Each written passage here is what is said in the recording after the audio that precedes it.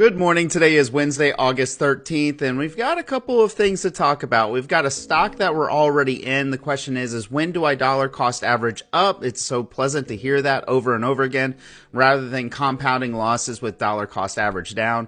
We've got a stock to watch. Now, we've got a similar situation to WNS brewing up, and so this is going to be a stock that we're going to put on our watch list. We don't want to...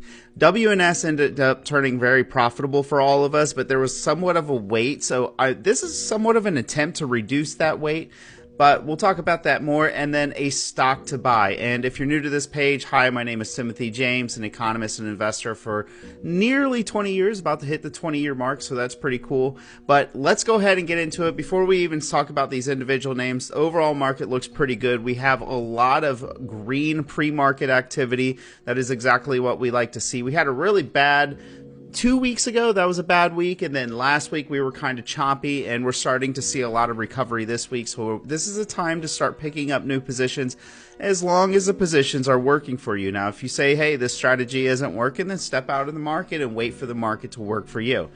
But overall, the VIX is still trending down. We did not make a new local high, which is a great sign. I would like to see some lower lows come in with that, but still monitoring that. SPY has been pushing upwards, making all-time highs. That is a great sign. Our positions for SPY is doing well. But let's go ahead and get into the positions. Now, many of you know that I entered into Lemonade. This is a property casualty insurance company, and it's kind of a unique name. You know I love those unique names in our stocks, but we're getting some breakouts, and the question keeps popping up, when are you going to add more, okay? I don't know exactly yet. I never know exactly when I'm going to get it into more positions, but there is no hard rules. But generally speaking, I like to see at least 10% profit on a position. And the reason being is because then I have some cushion when I add to that position, because remember, my average is actually going to go up. But I also want to make sure that my stop can still remain profitable in that positions. And sometimes you get stopped out. It's kind of annoying. But when you get into those winning positions, like many of you saw with Roblox, the gains can be absolutely enormous. So I like to see a little bit more room from current price action. And normally I like to see a consolidation and a fresh breakout to the high with some volume behind it. And you don't know, is that going to be 5%, 10%, 30% later? You just don't know. But right now, I do think Lemonade is one that we're going to be adding onto that one. I have not yet, but as usual, I will keep you informed when I do that. Now, a stock to watch. Some of you remember WNS, okay? And WNS, I personally made about 14% with that. Some people made approximately 30% with that stock. And we had a pretty strong breakout back earlier in the year.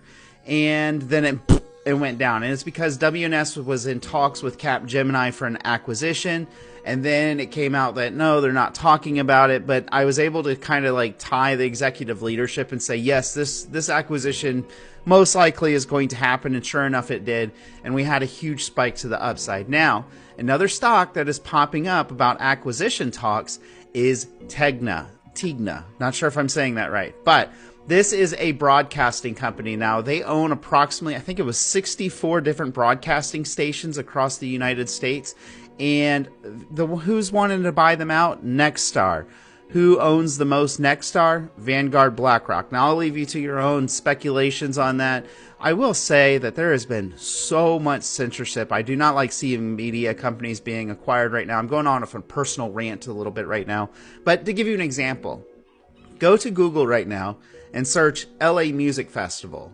I saw just in the top hits, there was one small local station reporting on the LA protests that are going on right now. But if you go to TikTok and type in LA Music Festival, you will see that there are tens, if not hundreds of thousands of people protesting this current administration right now.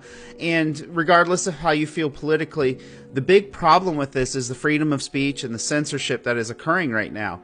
You have TikTok, which you can see all of this, and granted, even on TikTok, they have to utilize a different word, LA Music Festival, instead of calling it LA Protests. Here on Substack, I haven't experienced any censorship issues. But it makes me a little worried seeing acquisitions, particularly from companies that have big names like Vanguard and BlackRock, and it makes me wonder how much further is the censorship going to go. You need real information, whether you like it or not, whether you're right or left. We need real information, so that is a bit worrisome. But besides the fact right now I'm not entering into Tegna. I would like to see some form of pullback. Maybe it comes, maybe it doesn't. But we've kind of got that news break. Now I would like it to cool off. This could take 6 months. It could take up to a year, but Tegna is one to put on your watch list. When we see it, when and if we see a nice volatility contraction pattern formed, I think this would be a time to get in and try to capture an actual acquisition, because normally those will pump between average 20% to 40%. Those are very easy